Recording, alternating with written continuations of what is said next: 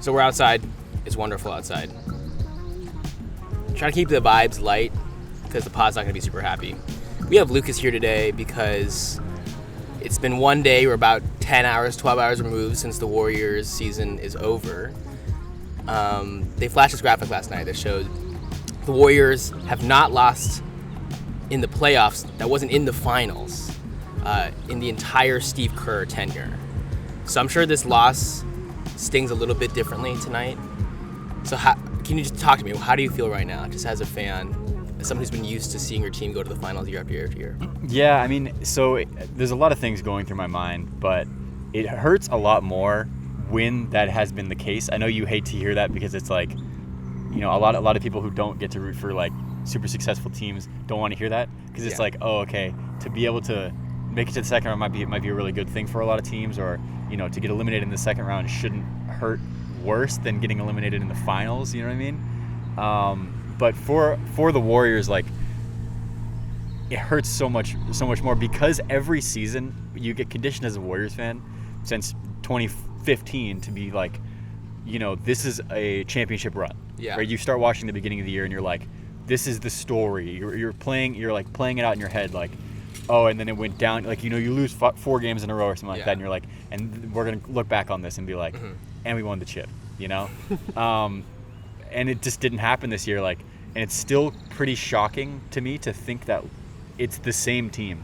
Like, this is a Steph, Clay, Dre team that was healthy. Yeah, they all were there. And we just lost in the second round. So, I mean, like, the moral that I've gained from this is that last year was very, very special. Right. And you know, I'm very happy that it happened, and then this showing us how easily we could have potentially lost.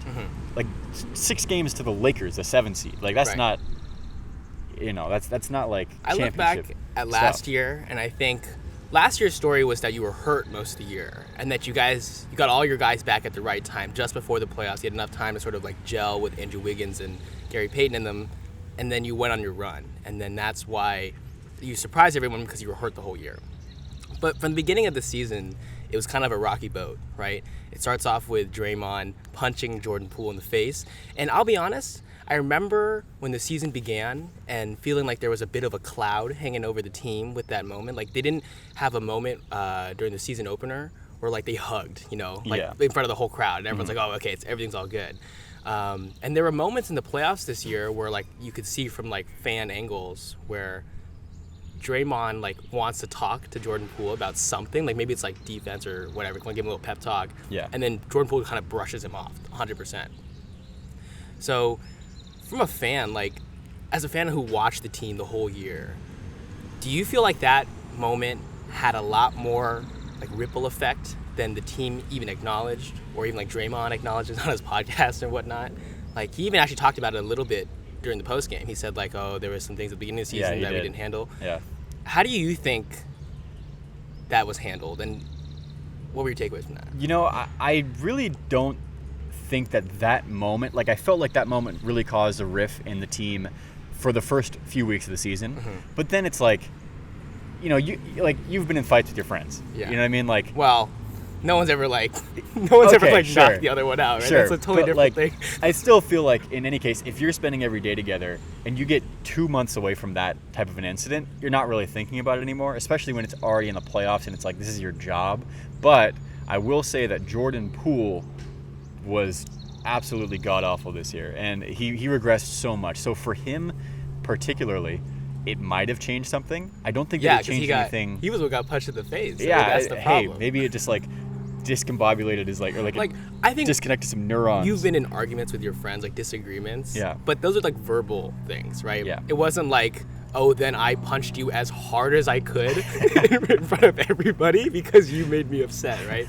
That never happened. So I think it's hard for Jordan Poole to be like, yeah, everything's fine, everything's normal. Like, I totally didn't just get knocked out in front of everybody. Like, he got one punch knocked out. Yeah. So maybe that's true. Maybe it's like, you know, other people can move past it, but if you're the one who actually got punched in the face, you can't.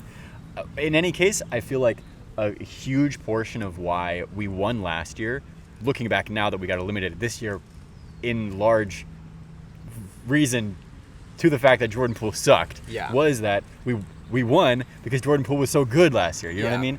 It goes to show that like his impact on the team is much greater than I felt last year. I felt like he was like, you know, like it's great to have a good Jordan Poole game. Yeah. But then you see this year where it's like, oh, if you consistently aren't getting these good Jordan Poole games, you just lose games that you might have won otherwise. Quickly on Jordan Poole before we move off of that. What are your thoughts on the contract he signed last year? Do you feel like that's a mistake? I know that they were talking afterwards about potentially his future with the team. What that means, what I'm reading is like they're gonna trade him, or they're looking to trade him to shop him around. Yeah. As a fan, do you like that? I mean, he kind of fit the Curry archetype to some degree. And maybe that was the model moving forward, but now. I mean, so there was always this idea of the two timelines with the Warriors last year, where we felt like, you know, it's Curry, Clay, Dre, and then this next group that is like Wiggins, Poole, Kuminga, Moody, Wiseman, you know? And what happened this year was that totally fell apart because at the beginning of last year, we're like, okay, let's sign Wiggins to this big contract. Let's sign Poole because we're going to need them for the second timeline. And then Wiseman doesn't progress at all this year. If anything, he looks worse. Jordan Poole also looks worse this year than he did last year.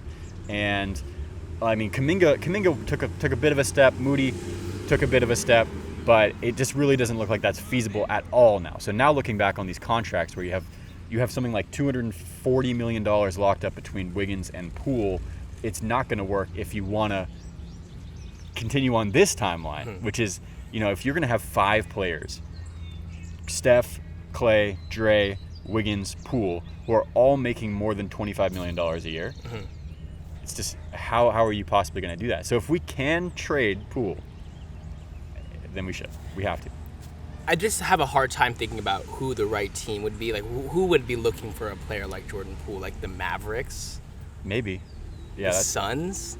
But at the same time, what are you getting back for that? So there's a lot of question marks, especially with Jordan Poole. But I kind of want to pivot towards the other Splash Brother quickly. Game 6 Clay. This is like where he makes his money. This is where, like, in, you know, Game 6 against OKC in 2016, that dude dropped like 45. He was unstoppable. But Game 6 Clay was nowhere to be seen last night. Goes, 3 for 18, 8 points in the game. Just looked bad all night. And there was a really funny, I don't know what his name is, but there's that guy who like does he makes all those skits, like the LeBron in the locker room after the game kind of skits. Yeah. And he did one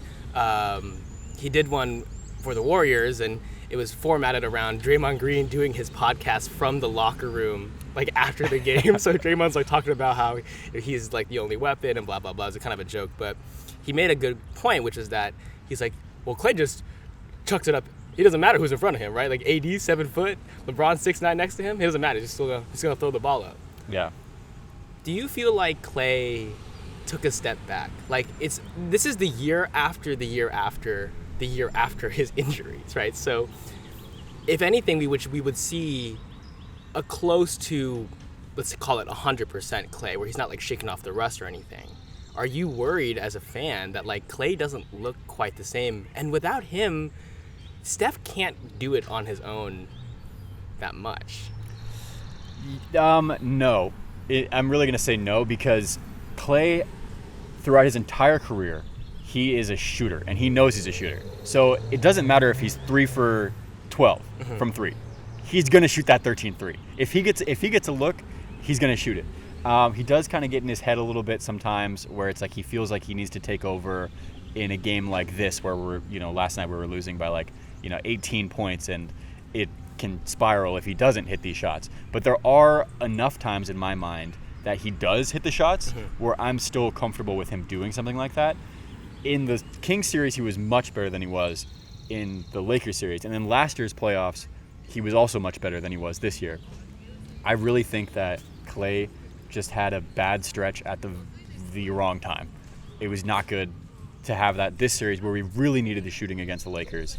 And the specific games that we lost, that, it was game 1, game 4, these ones that we lost on the road, game 4, and then this game 6, he was just historically bad from Yeah. three. Yeah. So I think it really happened at the wrong time. But I still trust Klay Thompson. I still think he's a great shooter, and I think that he's come back to a point where he is good enough to deserve the money that he's making right now. And then if we end up signing him to another contract. Klay, before the injuries, I felt was one of one. He was like, he could be the best shooter in your team and also the best defender, right? And he was also good enough to create his own shot. He could move off the ball. But now Klay isn't that defender anymore. Yeah. And he isn't the shooter anymore. So then what is he? He's the shooter. He's Are not you the sure? defender. He's not the defender anymore. His lateral movement isn't as good. He just seems a little bit like weak as a defender now. But I mean, I'm sure this season he shot over 40% from three. I could look at the stats. I'm not going to right now. But and there's so many stretches. It's just the streakiness of Klay. I think that people are seeing this last series where we got eliminated, and Klay played really, really bad, and they're saying Klay's not back, Klay's not him, you know. But I've watched Klay this entire year, and there's been enough times where he has come alive from three, where he's hit these crazy shots. You're like, no one in the league can make a shot like Right. that other than Klay Thompson, you know.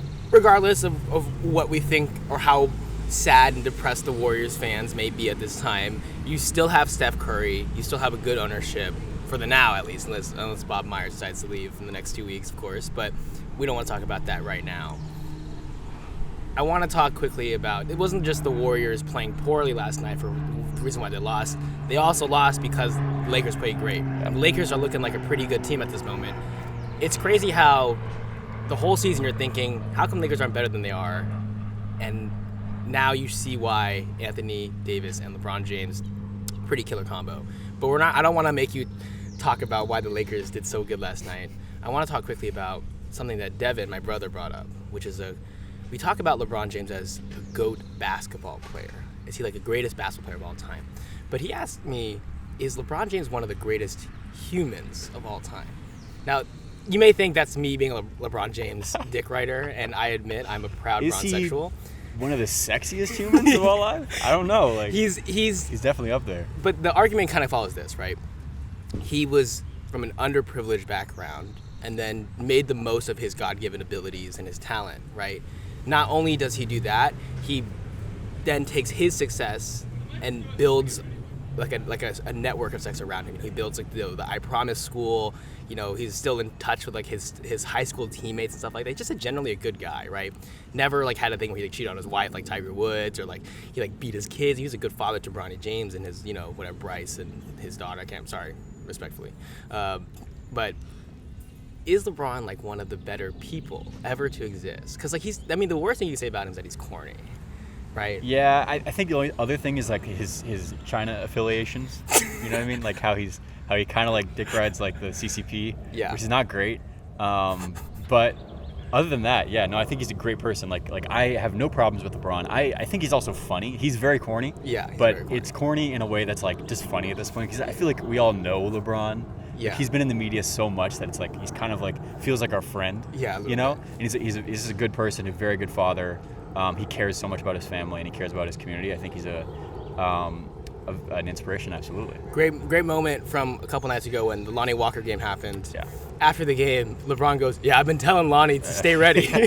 It's like so classic LeBron. Can't take a single moment without taking credit first, right? Yeah. But he is the first to do it, so to speak, in many ways. So anyway, that's gonna do it. We're here to play basketball, actually. So we got to get our shots up, you know, before we have to, you know, cross up some Stanford nerds. So this is gonna call it for the Drawline Podcast. I'm Anton. This is Lucas. Thank you so much for listening. Go Nuggets.